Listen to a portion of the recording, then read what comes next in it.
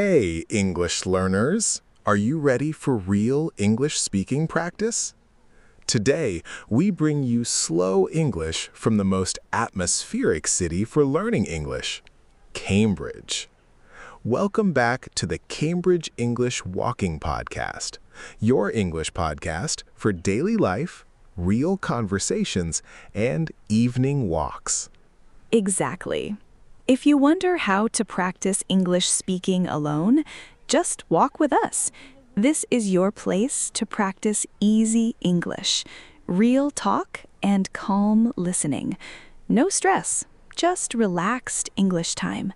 And today is a little special. We're actually walking home together right now. We're walking through a quiet park first, and then we will go right next to the beautiful River Cam here in Cambridge. Exactly. If you're new here, welcome. I'm Slava. I work full-time in a busy office, managing projects. And I'm Victoria, Slava's wife.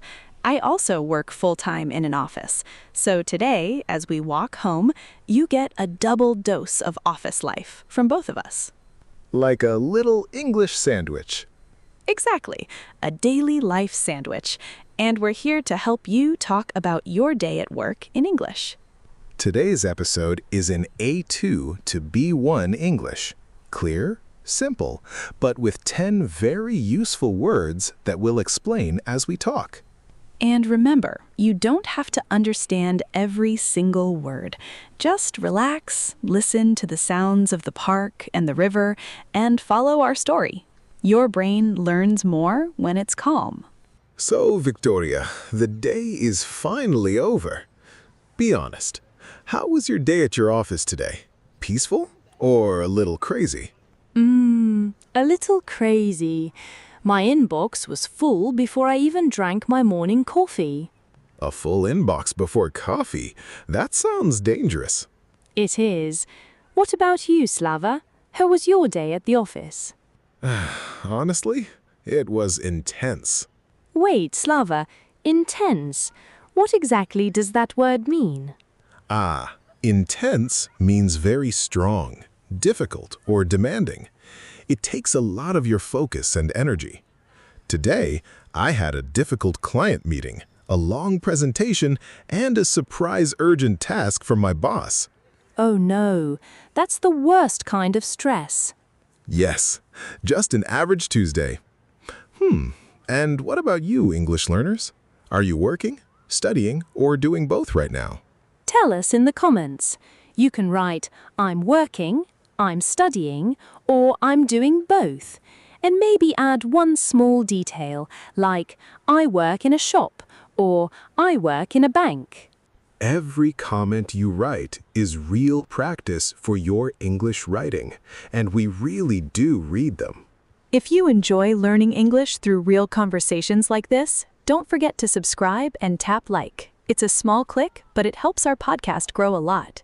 And feel free to share this episode with a friend who is also learning English. All right, let's walk through our normal day. 2 different office days, and you can think about your own day at the same time. Yeah, so imagine we all wake up, get ready, and now it's time to go out into the world. So, Slava, we travel differently in the mornings. I usually take the bus. My trip is about 35 minutes. You mean your commute, right? Wait, commute? Is that the right word for my trip to work? Yes, exactly. Commute means your regular daily trip between your home and your work. Okay, well, my commute is survival. The worst part is the rush hour. Rush hour. The very busy time in the morning and evening when everyone is traveling. Yes, so many people, no space to breathe. I feel that. My bus to the business center is also crowded in the morning. Sometimes I have to stand the whole time with my heavy laptop bag. Heavy laptop bag and no seat. Classic office worker life. Yes, but I try to use that time. I try to be productive. I listen to a podcast or quietly review my notes for a presentation. Productive, Slava. Does that mean doing a lot of useful work? Yes, exactly. Getting things done. But other days, I am definitely not productive. I just stare out the window and daydream. Same. Some mornings I want to be a superhero, and some mornings I just exist. Yeah, I feel that so much. So listeners, think about your morning for a second. How do you usually get to work or school? Do you go by bus, by train, by car, or do you walk on foot? Yes, you can practice the sentence in your head. In the morning, I go to work by, and then add your way. And if you want extra practice, write it in the comments. We'd love to see it. So, after the commute, I arrive at the office, swipe my card, and say hello to my colleagues. Wait, Slava, colleagues? Are they just my friends? Not exactly. Colleagues are the people you work with in your professional environment. You might be friends, but the word specifically describes your workmates. Ah, got it. So I say hello to my colleagues, go to my desk, turn on my computer, and open my emails. That's always a little scary. Email mountain? Yeah, exactly.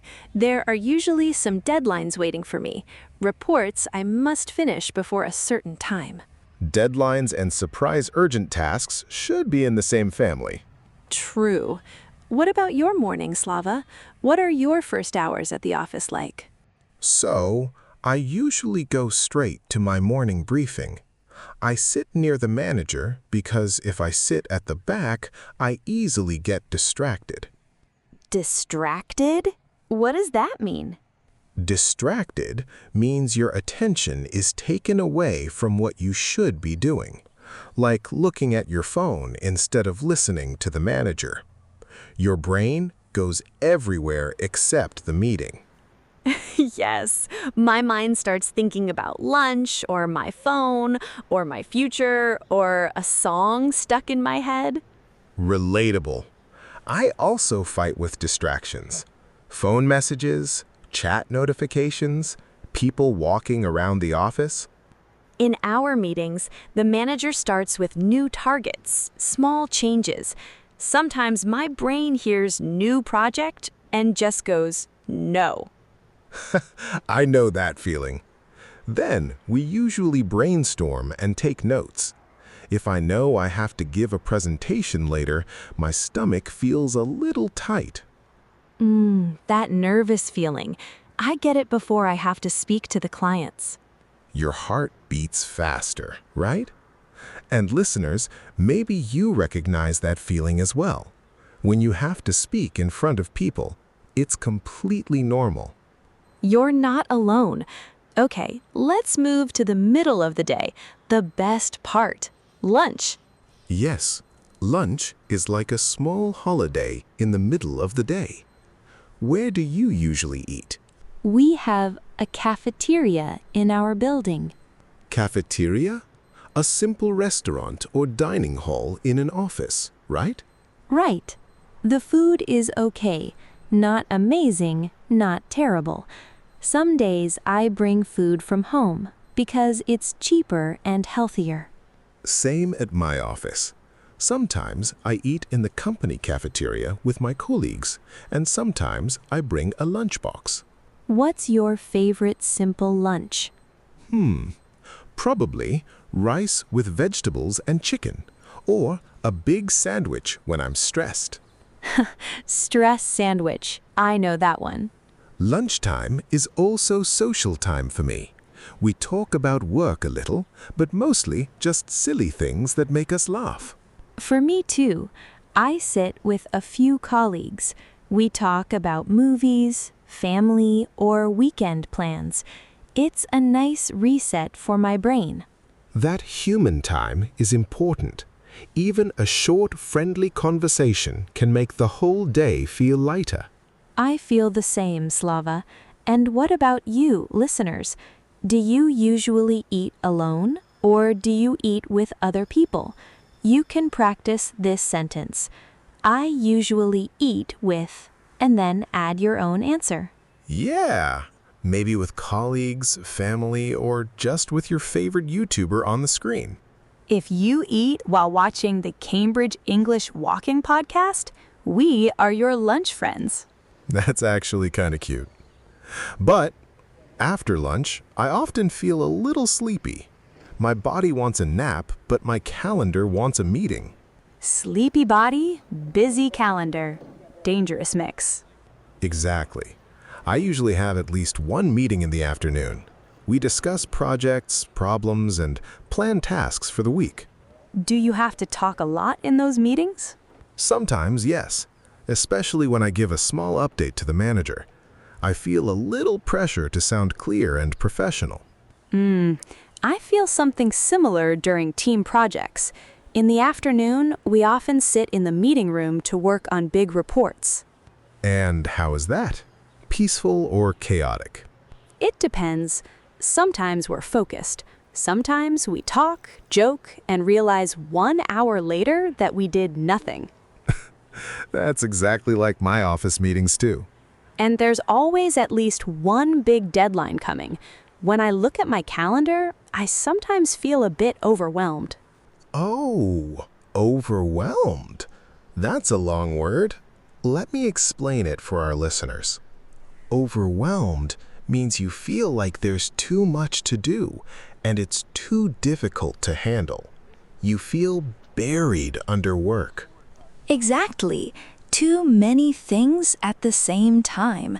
But then I try to breathe, write a small to-do list, and just start with one simple step. That's a good trick. When I feel overwhelmed, I also break my tasks into smaller parts. Finish one email, then one report, then one slide. I really like that. Small steps. And listeners, maybe you feel that way too sometimes at work. Please remember this. Many people feel the same way.